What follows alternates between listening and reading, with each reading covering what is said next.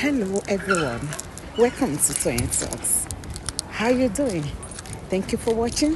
Till I'll see you in my next video. Stay safe, stay blessed. I love you. Bye.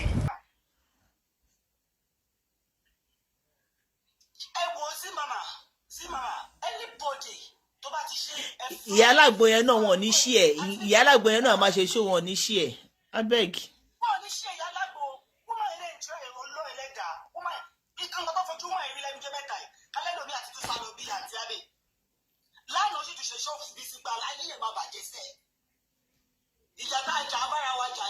Ẹ wo BJ ẹ jọ gbogbo àwọn tó bá ti lọ BJ gbogbo àwọn tó bá ti lọ tọ́wọ́n sí pẹ̀lú Yeye Mesho ẹ má dárúkọ wọn lórí péjì mi ẹ jọ. Okay ma, all right. So irú ìkílórúkọ ìyá alágbèyẹ ṣiṣẹ́ ṣó fún bísí lánàá tó ìfìlẹ̀ tó ìfúpadà lẹ́sẹ̀kẹsẹ̀ tábà irú ìyá alágbèyẹ bíi méjì mẹ́ta tó ń dá bísí lóhùn tó ń dá gbọ́tikúyọ̀ lóhùn wàláhì àti tún reduce lára wọn irú àwọn ọmọ agbọ́tikúyọ̀ sí àsìkò tẹ ká kó wọn bọ́ta lélẹ̀ irú àwọn ọmọ agbọ́tikúyọ̀ àsìkò tó yẹ ká kó ọmọ ìbọ́ta ọmọ ìgbogbo ló wá nídìí láti kó bọ́ta láti máa fi ṣe pàtẹ́tẹ́ lórí títì at least lẹ́nu jọ́ mẹ́ta yìí lẹ́nu jọ́ mẹ́ta bíi jọ́ mẹ́rin sí tí Yeye Mesho ọ̀dà anybody lóhùn àwọn bloggers orí tó ń ṣiṣẹ́ ní ayé fi ìbalẹ̀ pé ṣe bọ́ńdà yín lọ àṣírí ṣáà ń bọ́ta. ṣe ọ̀dà sáà tí mo sọ. Ọlọ́run kárí gbogbo wọn pọ̀ ní Yeye Mesho ní máa bọ́ta mọ́ lẹ́yìn gbogbo wọn dẹ̀rẹ́ ebi ló máa pa àwọn tó kù yẹn kù because kò tí Yeye Mesho tó fẹ́ máa crop mọ́ kíní yẹn ó ń dùn mí ó ń kàn ń dùn mí lẹ́gbẹ̀ẹ́ kan pé who are these people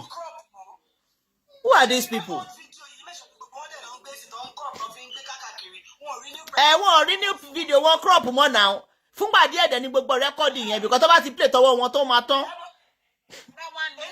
wọ́n máa sọ pé kò ní sinmi ojoojúmọ́ ló wá ń jà kò ní sinmi ṣé wọ́n ti máa sinmi báyìí àwọn ló tún wá ń fi style wá Yeye Mesho and she will not cover.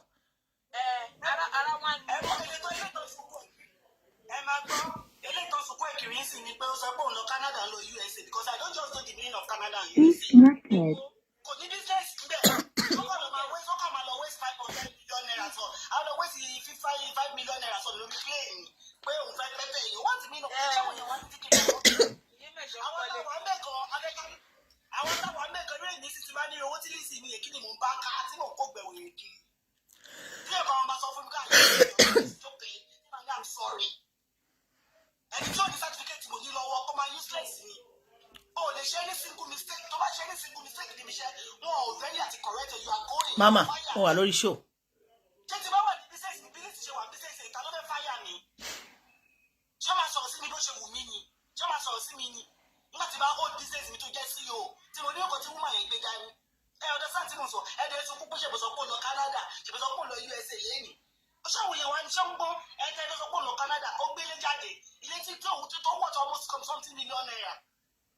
Kíni Canada ní ṣe pẹ̀lú gbèsè ayé ẹ̀ kò ní bísẹ̀sì ń bẹ̀ kálọ́ ní bísẹ̀sì ń bẹ̀ sí ló máa lọ ayé dẹ̀ ti da iye ọ̀rọ̀ ọ̀làjú tó bá ní nǹkan tó fẹ́ rà tó bá ti lè ọ̀dà ó máa dọ́wọ́ ẹ̀ within 3 days nǹkan tó bá ọ̀dà ẹ̀ tó bá ti ọwọ́ wọn tó bá ti trọ́ọ̀tẹ̀ tó ọ̀dà nǹkan lọ́wọ́ ẹ̀ ó máa dọ́wọ́ ẹ̀. àwọn tó bá ti wúlò fún Yeye Mesho lọ́hùn fọ́lò wọn àwọn tó bá ti rí wọn tọ́kọ̀ gbé fọ́tò wọn sórí bí ìjàjàkàrà tó ń ṣe nǹkan tó ń wúlò ẹ lọ́hùn fọ́lò wọn ẹ lọ́hùn fọ́lò wọn ẹ lọ́hùn fọ́lò wọn.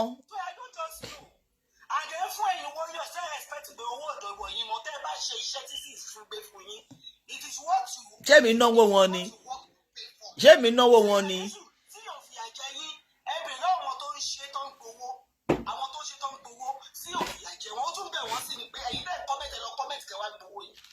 ẹ̀yin tí wọ́n yọ̀sẹ̀ pé ayé wọ́n yọ̀sẹ̀ ń gbowó tẹ́lẹ̀ ẹ̀ ṣiṣẹ́ wọ́n fún yín lówó pé kẹ́lẹ́ máa báàgì ọkọ lè rérò lẹ́yìn ni àfẹ́rò mọ́ sí èèyàn la fẹ́ ìkọjá láti ẹ̀ náà èèyàn ló wà pẹ̀lú èèyàn la fẹ́ àfẹ́rò ẹ̀yìn èrò lẹ́wà tẹ́lẹ̀ òun lẹ ṣe ń jà tẹ́ ṣe rí $1 million tẹ́ rí $2 million àwọn tí wọ́n lówó rí. But for now when you work tó bá àwọn táwọn send owó yìí we are working that is why we are sending the money. But you two have to work before you will pay. Tó bá ṣe iṣẹ́ ẹ̀ wàá gbowó ẹ̀ lóṣù. Ní tí mò ń sọ nìyẹn tó bá ṣe iṣẹ́ ẹ̀ wàá gbowó ẹ̀ lóṣù. Confirm. Ìwọ ṣe iṣẹ́ tó ní kó o ṣe. Tó bá ní mẹ́sẹ̀gì lórí mẹ́sẹ̀gì tó bá ṣépè fún ẹ ṣépè fún wọn. Irú ẹ̀ ní sí eléyìí mẹ́sẹ̀gì tí mo eléyìí tí mo bí èmi ìmọ̀ bí ẹ̀kọ́ tí mo bá sọ máa ń bí wọn nínú o. Wọ́n àtàkì mi mo padà lọ bá wọn padà. Mo fún wọn lọ́rọ̀ mo dẹ̀ rẹ́rìn mo ní sọ pé kọ́ ó dùn yìí kí ló dé àtàkì ọ̀rọ̀ tí mo sọ tẹ́ bá sọ tí ṣé mo máa àtàkì yín ni ẹ̀yin náà kọ́ kọ́mẹ́ntì sí ìkẹ́ kúrò bẹ́ẹ̀. bọ̀ tó bá ṣépè fún mi máa ṣépè fún ẹ tó bá ṣépè fún mi máa dẹ́sẹ̀ tó bá ṣépè máa sọ pé àgbà àbí tí bá ṣépè nínú kan tí mo kọ yín ni o lè pẹ́ máa mọ̀ bọ̀ tó ìbá ṣẹ́ ìpè tí mo kàn sọ ọ̀rọ̀ gbogbo ìpè tó pọ́ tó ṣẹ́ sí bíbá ó máa padà lórí ọmọ ẹ ọkọ ẹ ẹbí ẹ ará ẹ máa dẹ́ bá tèmi kúrò ń bẹ̀ kò ní dá mi lóhùn mọ̀ tó sọ̀rọ̀ pé òun ti jẹ̀bi lóòótọ́ ìpè ẹ bá tù sẹ́ńdà tó mi ò ṣe é pè tí bá kọ kọ́mẹ̀ntì mi ò ṣe é pè ẹ̀yin náà kọ́ àdàbí tó bá dẹ̀ ti kọ́ lè tí má tà sọ́dọ̀ ní lísì tó bá ti kọ́ lè tí má tà tó bá ti bú lísì kó lè jíwọ́ tó bá ti lè bu ara definitely nǹkan tóbi náà bá kọ kò lè tí tó bá ṣẹ́ ìpè kò lè mọ́ mi ẹ dẹ̀ pé ayé ní warriors àárín kọ́mẹ̀ntì àní gbogbo àwọn tó máa ń kọ́mẹ̀ntì lọ́dà yìí mẹ́jọ tó bá ń ṣe ṣó yẹn níbo náà wà ẹjọ́ níbo náà wà.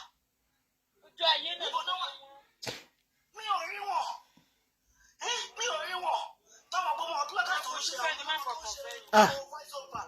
tó ń ṣe voice over kákàkiri yìí sí ìdáyé ní wọn bí ní wọn kọ́mẹ̀ntì nínú ọ̀tẹ̀ ní ṣíà yìí why tẹ́bádé mọ̀ pé ẹ̀ṣẹ̀ mọ́ you can go even though jẹ́yàn márùn-ún pé ló stand tó ń ṣe in fact àwọn márùn-ún tó stand tó ń ṣe ìlọ́wọ́ ẹ̀ sọ kíní kan ti fẹ́ẹ̀ kú ikú àdó tó ṣẹ̀ ní ẹ̀ ti fẹ́ẹ̀. ẹ̀yin ò rí tán wá àdírẹ́sì mi. wọ́n wá àdírẹ́sì kiri báyìí ó ti sún wọn pé àwọn ọmọ ẹ̀ máa lé ọmọ lọ́mọ dànù àwọn pípì máa lọ́mọ dànù lé ọkọ̀ ó ti sún ayé wọn sí pé irú wàhálà wò lélẹ̀ because wọ́n mọ omi a máa gbà lẹ́nu wọn wọ́n yàgbẹ́ wọn máa gbà lẹ́nu wọn ni bọ́tọ̀ a máa gbà lẹ́nu wọn ni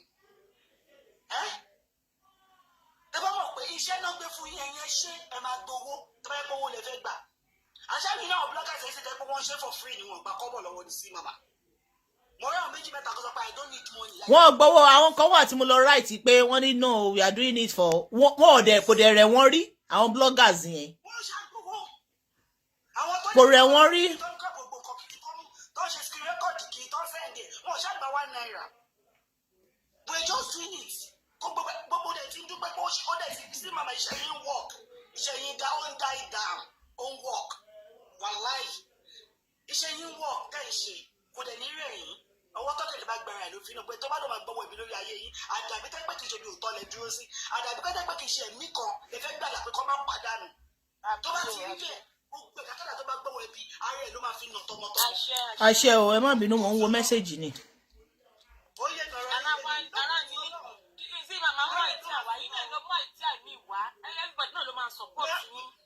my own is that number two. ó pẹ́ gbèrè tó ṣe ṣọ́ọ̀lẹ́ nínú bíi Zeemama wọ́n lè ń jẹ́lẹ̀ sí Zeemama wọ́n lè ṣe kinní kan kinní kan tí bíi bá ṣe kinní kan òun ti anybody ò bọ̀ òun o anybody wá sọ pé òun fóun ní £1 rí o kinní kan o wọ́n ní kinní kan o gbogbo àwọn ọ̀rọ̀ dáadáa rédèrèdè játijàti ló pọ̀ ń sọ ẹ̀ sì mọ̀ pé àwọn ilé wọn ti ẹ̀ ní live wọn ò ní iṣẹ́ gidi lọ́wọ́ wọn ní nǹkan tó ń forí tọ́lá kan sọ́dà comment section ní pé 2000 ní oṣù ní sọ̀rọ̀ ní ẹ̀ṣẹ́ it is money I'm doing business business is business we are doing business together kò dùn mí.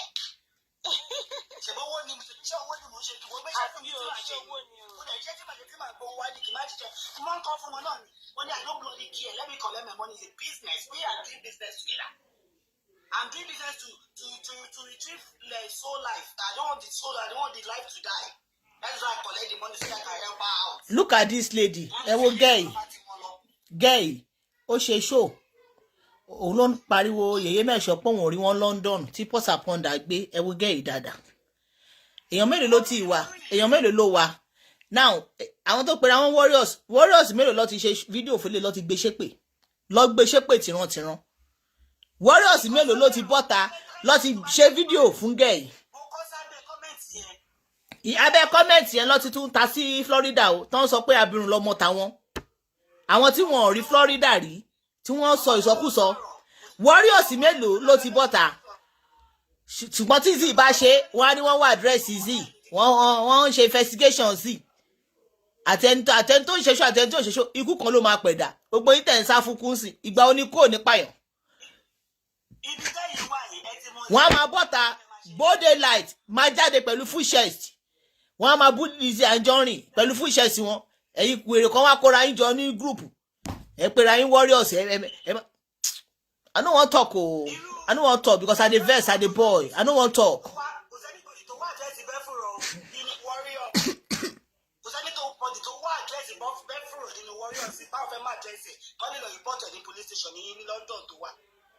Wọ́n ti ń wá títí yín for what? Why are they looking for yours? Orí wọn ló burú. Ṣé ṣé pè fún wọn ni? Ta ló tiẹ̀ ráyè títí wọn? Ṣé wọ́n ti wọn ni? Èmi bẹ̀rù wọn ni. You are saving a soul, we are saving a soul. We are saving a soul together. Tó bá ń gbéyàn lọ kóòtù èèyàn kan láti torí ẹ̀dá kóòtù ṣé ẹranko ló ń gbé lọ kóòtù ni. Abẹ́bọ̀ ń sìn ẹjọ́ kí láti ṣe kóòtù sí kí lórí dé. Òun náà ara ẹ ti balẹ̀ orí mọ́ ipò tí ń da lérú ilé àwọn ọ̀gá ò ti ń bàjẹ́. Òun náà ti ní sùn ó ti ń calm down. Kò rí kọ̀ọ̀kan gbé mọ́ nípa Yeye Mesho. Ṣé bí Yeye Mesho ṣe sọ̀rọ̀ lẹ́nu jẹ́ mẹ́ta? Pọ́sà pọ́ndà ló gbé mi ò mọ péèjì ẹ̀ I don't visit pọ́sà ẹnìkan ló sẹ̀ǹdì ẹ̀ sí mi pé kí n wò pọ́sà pọ́ndà ló gbé pọ́sà pọ́ndà máa gbé fídíò wa tó ń bú Lizzy Anjorin gbogbo àwọn tó pera wọn warriors wọn àṣẹ ọlọ́run gbọ́lágun wọn máa gbé ibi tí Yeye Mesho ti ń jó wọn máa gbé ibi tí Yeye Mesho ti ń jó fi promote péèjì wọn what sort of nonsense is that.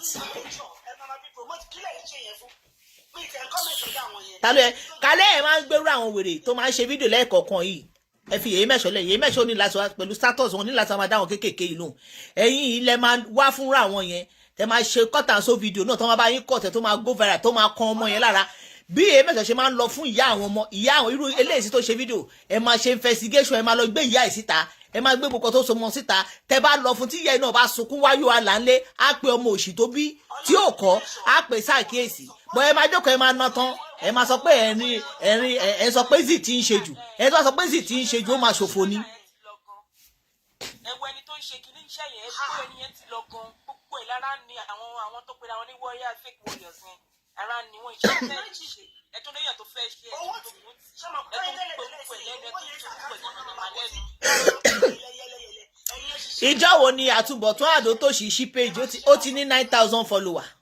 ìgbà wo ni àdó tó ṣì yẹn díẹ̀ lẹ́wọ̀ ẹwo videos ẹ̀ 300 400 views 400k views 300. Ẹ̀yin jáde kẹ́ ṣe ẹ máa gbowó kò sẹ́ni tí yóò ní sanwó fún yín wọ́n máa sanwó fún wọ́n ṣàṣọwó fún àwọn tó ń gbowó ṣàǹgbowó ẹ̀yin náà jáde wọ́n máa fún yín. náà fẹ́ jẹ́ kẹ́ anybody kẹ́ leader fáwọn ni wọ́n gbọ́ bí pé ìgbà wo ni màmá lè ṣe bí anybody tó dẹ̀ tó pé àwọn ní warriors tó dé òun tó lọ màmá lè ṣe ọ̀pọ̀ títí bá ṣe leader fún wọn kó wá ṣe leader tó bá ti gba owó yẹn kó wá pè wọ́n kó máa gbówó yẹn fún wọn wọ́n ṣe máa ń pè fún wọn ètò fẹ́ ṣí ṣọ́ọ̀bù kó lọ ṣí ṣọ́ọ̀bù ètò fẹ́ kọ́lé kó lọ ìkan tó ń wáyé yẹn àwọn rádaràda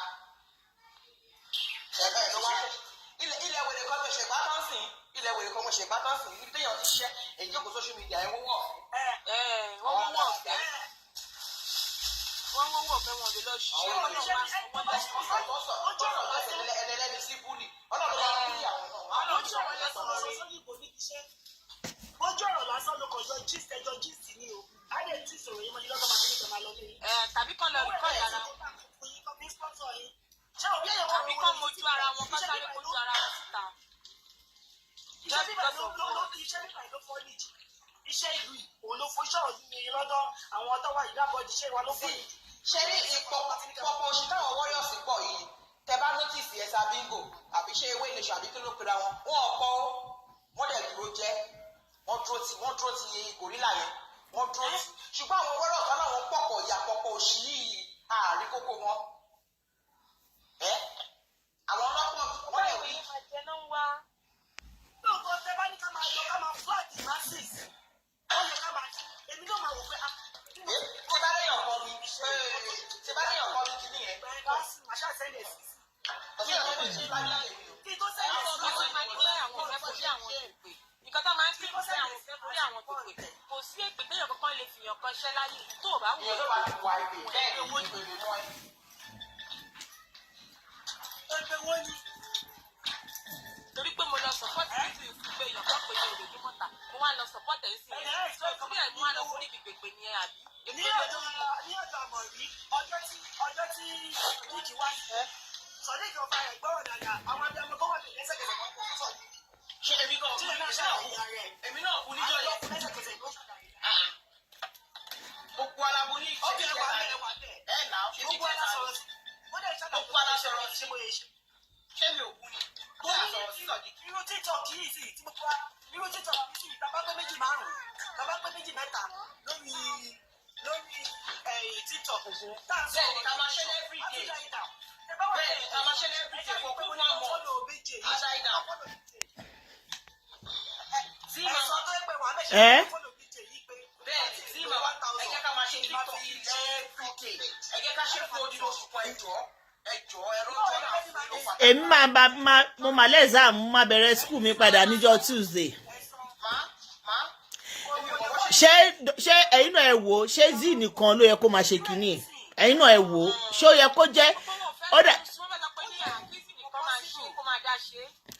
A ní Ìyábọ̀ Pọmọlẹ́kúnjayé blog bóyá kẹ́ follow ẹ̀.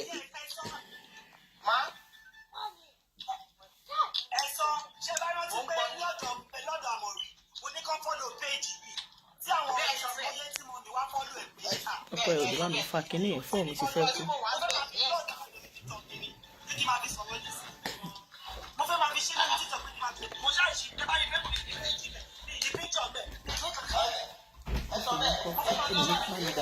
Okay, call me.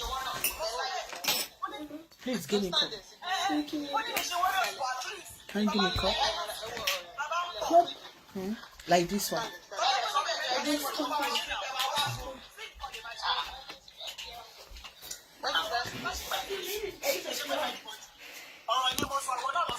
You guys have it too? You guys have to say it.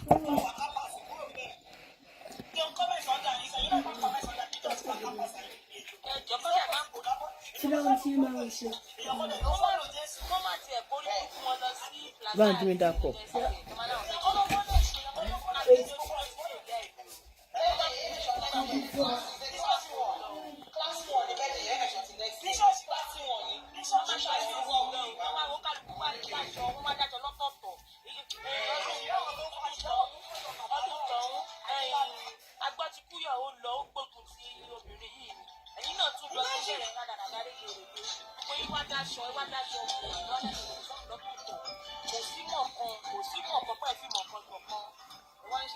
Ta ni fóònù ẹ ring?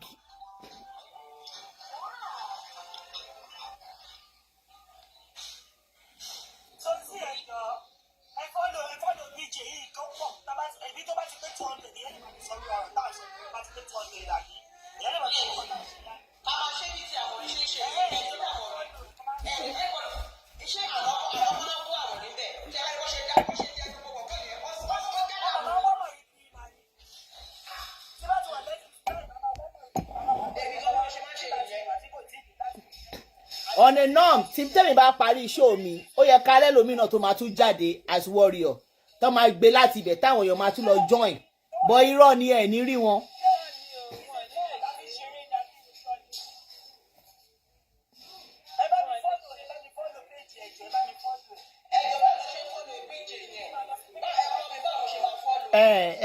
Ẹ̀mí ọ̀gá bí kí lorúkọ ẹni yẹn náà try ẹni yẹn yàwé rí ẹ̀mí ọ̀gá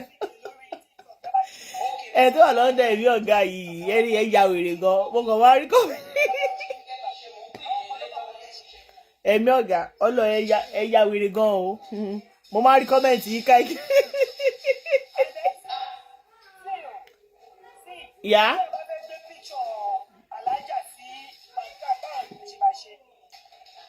Bí báwo.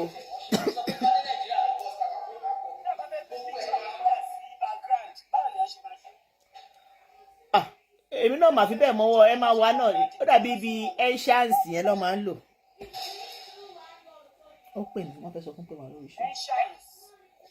Ibi ẹ́ńṣáǹsì àbí ẹ́ńṣáǹsì. Madam, I do live program. If I finish, I go call you abeg.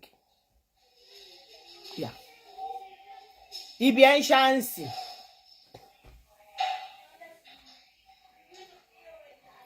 So ẹnìkan wà tó jẹ́ Ìyábọ̀ Pọmọlẹ́kúnjayé ẹni yẹn náà wà lórí TikTok ẹ follow ẹ bí àwọn ìtì wọ 1000 láti bẹ̀rẹ̀ live ni ẹ follow yẹn torí ẹ bá mi invite ẹ bá mi tag ẹ bá mi invite wọn kó join wa bóyá after show mi káwọn náà go live káwọn èèyàn lọ contribute sọ̀rọ̀ wọn bẹ̀ yẹn wọ́n máa dúró de Zee tí Zee ò bá ṣe do you think I can do it alone? Ṣé kò tí mo lè dá ṣe ni?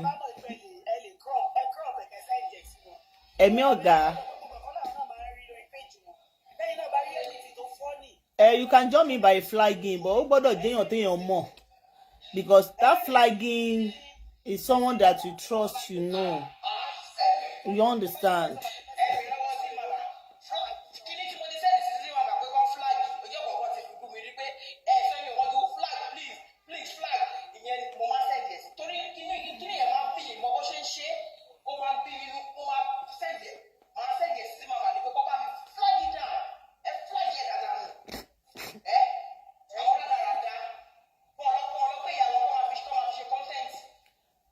Ẹni Zeemama, what's my name on TikTok? It's still Zeemama.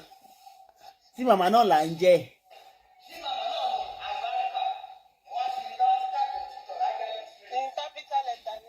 Honestly, Mama, there will be a turn up. Why I no go vex? I go vex o. I go vex o. Because gbogbo bá ṣe ń paná ẹ̀ kíkan lọ oríṣiríṣi ló ń dìde. Ó dẹ̀ ń dùn mí. Ó dùn mí now. Imagine, I'm a speaker before Yeye Mesho case come. Imagine kémi náà wá wò pé okay kí n kò gbẹnu sí kí n gbẹnu kúrò kí n máa ṣe nǹkan mi lọ. And you think this war will end? Kò lè end now. Kò dáa. Àwọn tó ń attack wọ́n recruit sí. Àwọn tó tún wá súnmọ́ wọn ṣe kankan. You expect her not to talk. And you say you love her. If you love her, you will fight her battle. You all will more together. Kò dáa now. And you say you love her, and you don't want peace for her.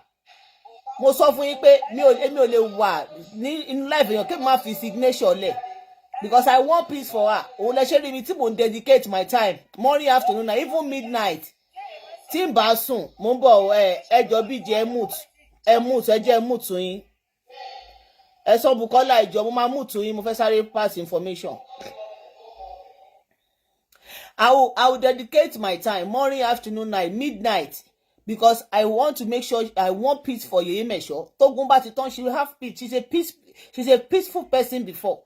Gbogbo wàhálà ẹ̀ náà ló sọ wọ́n dẹni tó ń ṣe show láàárọ̀. You don't see her. She will come in the morning, come in the afternoon, come in the night, come in the midnight. She will not sleep. You will see all the stress all over her because she need to defend her family. Tí ó bá ti sẹ́yàn tó máa báyàn ṣe, téèyàn bá ti sẹ́yàn tó máa báwọn gbẹ́rù òun, ṣé kò ní gbé nǹkan ẹ̀ fún ara ẹ̀ ni? And you all you surround her, you say you love her. Gbogbo energy tí gbogbo yín máa fi lọ́wọ́ celebrate wọn ní ọba small tó máa ṣe birthday. Kí gbogbo yín bá mọ̀ pẹ̀lẹ́ energy yẹn. Tẹ́ fi ń wá fáwọn ọ̀tá. You think all of them will not run away. They will run away because they cannot take what they are dishing. Kódà. Àbí ṣebí lára àwọn warriors yìí náà tó pèrè àwọn warriors pé òun lọ kọrin fún ọjọ́ birthday. Ṣé bọ́ọ̀ ló wá bú mi pé mi sick off torí pé mo ní kó control comment section. Kò make sense kódà. Èmi ò like kéwù kọ́ máa rí àwọn ọ̀rẹ́ bí ọ̀tá within èèyàn. Once you know you don't like someone, exist. Jẹ́ káwọn èèyàn gidi dúró. But nígbà tí a bá ti rí pé pọ̀pọ̀ òṣì, àwọn tó fẹ́ súnmọ́ wọn máa sá pé wọ́n kú ti láwọn tó ń gbèjà wọn tẹ́lẹ̀. If they pay me, àtúgbà àwọn bloggers dìde ẹ tún lára àwọn èèyàn ẹ̀ lọ support wọn. Gbogbo yín kàn kó fọ́tò Yeye Mesho fi ṣe profile káàkiri. Kì í ṣe pójú yín wà ń bẹ̀ o. You still use fake profile with Lizzy Anjorin picture. You still dey fear to comment. You dey fear to share. You dey fear to comment. Who does that? On pe no I go vex. Èmi ò like kí mi pretend ni. Me I don't like pretenders. Mo hate tó bá pretend. Tó bá pretend bá wà lẹ́gbẹ̀ẹ́ mi. I dey hate such a person. I know they like mingle with them. Kò make sense. Look at TikTok. Ká má lè láwọn bloggers tó ń ṣe agbẹnusọ fún wọn lórí TikTok. Tó ń ṣe agbẹnusọ fún lórí TikTok. Ẹ má bẹ̀rù wọ́n fẹ́ arrest. Èyí mélòó ló ti arrest. Èyí mélòó ló arrest. Gbogbo yín lẹ mọ̀ code. You gonna decode. This lover lórí burúkú lórí Instagram tó bá fẹ́ blog èèyàn kò kí ń dárúkọ àwọn aníkà àwọn fans ẹ̀ máa decode ni. So since tó yẹ pé operation no dey mention name, you too they give them nickname, they decode now. Káwọn fans wọn lọ máa jáporo. But you no do that one. Ẹ máa ní easy we love you, they do and they máa bá ṣẹ́ rẹ̀ lọ. Ṣé iná lè ṣe ni? Ṣé iná lè ṣe ni? Tẹ́ bá ti ṣe tẹ̀ ń jáde mọ́ irú àwọn wèrè olóbò nínú àwọn sọ pé abẹ́ páànù ló ń gbé ilé ògiri rẹ̀ àpàlọ́ ọ̀pọ̀lọpọ̀ wọn àtùpà ló ń tàn sùn wọ́n á máa bọ́ta wọ́n á máa bọ́ ẹ tó sùn sínú AC tó yẹ kẹ́ mọ́ọ̀tì fún wọn ẹ mọ bí Yeye Mesho ṣe máa ń lọ fún ìyá wọn.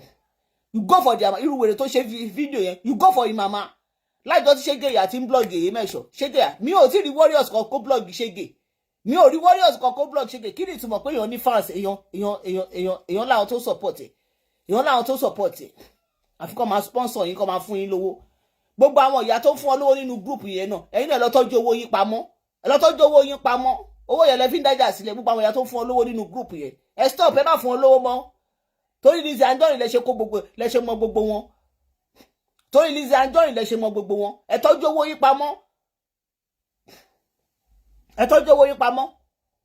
Leave them and let them do what they want to do. Want to fowó distract wọn. Gbogbo àwọn ìyá tó ń fún wọn lówó nínú group yẹn. Ilé àgbéṣòròdé wọ́n ní wọ́n fún wọn. Tọ̀wọ́n àgbéṣòròdé wọ́n ní wọ́n fún wọn lówó. Nínú group wọ́n ti fún wọn lówó. Òun ò jẹ́ kó lè ṣe nǹkan tó yẹ kó ṣe. At least ó yẹ kẹ́ rí àwọn nǹkan tó ń ṣe tó rí yín máa fi wúkẹ́ tó máa fún wọn kọ pé let's use this one to support you. Ó dà náà. Ọ̀tá èmi rí gẹ́gẹ́ bí ọ̀tá lẹ jẹ́ sí Lizzy Anjorin because owó tẹ̀ fún ọ lẹ fi ń divert wọn. Ọ̀tá lẹ jẹ́. Kódà èèyàn mẹ́rin ló ń sọ̀rọ̀ nínú Warriors. Wukasat ń sọ̀rọ̀, Ìyálàgbò ń sọ̀rọ̀, tàtúrò tún ń ṣe show tèmi túmọ̀. Àwọn fídíò wọn dẹ̀ rí wọn kí lèèyàn bá wọn ṣí ẹ̀ débi kó máa rinlẹ̀. Lẹ́yìn Wukasat, Ìyálàgbò, àwọn ló tún ń ṣe show mi ò rò bí àwọn lẹ́yìn kan tó ń ṣe show fún wọn mọ́. Lórí TikTok nobody. Lórí TikTok nobody. Kódà she will come you want her to be coming outside every day. Can't you see the peace she is having now? Ṣé tẹ́lẹ̀tẹ́lẹ̀ ṣé Yeye Mesho lè lọ fún holiday bẹ́ẹ̀ yẹn ni? Kódà wọ́n ní ọmọ elénìyàn do comment. Yes, mo máa wọn kọ́kọ́ tó máa comment. Mo máa ọmọ elénìyàn, yes, she do comment. Mo máa rí comment ẹ̀mí ọ̀gá yìí. Ẹni yẹn ya wèrè gan. Mi mẹ́tọ́ wọn lọ dà profile. Ẹni tó lu ẹ̀mí ọ̀gá ẹ̀. Mo rí comment ẹ̀ láàrin àwọn ọmọ ṣẹpẹtẹrì. Mo rí comment mo ní ẹni ya wèrè o. Gbogbo wọn ló dà.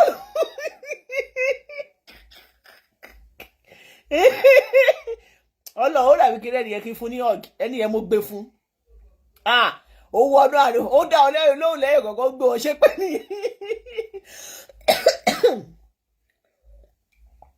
Ó dá ọ lóhùn lẹ́yìn kọ̀ọ̀kan ó gbé wọn ṣépè ní. Ó gbé wọn ṣépè ní. Ẹni yẹn ò jí sọ̀rọ̀ pẹ̀lú fake profile. Ká yin àwọn tó ń lo orí profile tó sọ pé àwọn ò fẹ́ gbójú síta. Ẹ̀yin tẹ́ ń lo orí profile náà ẹ̀ lọ sí fake profile. Ẹ̀yin tẹ́ dẹ̀ ń lo orí profile tẹ́ bá fẹ́ kó gbójú síta ẹ lock profile yín ẹ fi máa comment. Olórí burúkú àwọn ọmọ ṣẹpẹtẹrì àwọn náà ti ń lock profile wọn. Ẹ lọ lock profile yín kò ní sí ẹni tó máa ní access sí profile yín. Ẹ gbé wọn ṣépè. Ẹ ṣe profile yín sí private. Ẹ gbé wọn ṣépè. Ká má lè ní èèyàn méjì ládùúgbò bẹ ṣe pọ̀ tó yẹn tán jẹ́ host lórí TikTok. Tẹ́ bá tiẹ̀ mọ̀rọ̀ sọ ẹ máa gbá àwọn èèyàn wọlé kólíkálukú wọn máa fi opinion wọn sílẹ̀ tó jẹ́ Warriors ni o. Tó jẹ́ àwọn lovers of ó máa jẹ́ page fans of it. Mo pariwo síta pé we need bloggers on TikTok. Àárí lẹ́yìn kíní kan ìpamọ́lẹ́kúnjayé kíní kan tó ń wá àtẹ̀yàn méjì kan. Mo tún pariwo tó follow us this blog. We need people that will be doing voice note. Bí èèyàn méjì mẹ́ta lárí. Abẹ́gi jọ.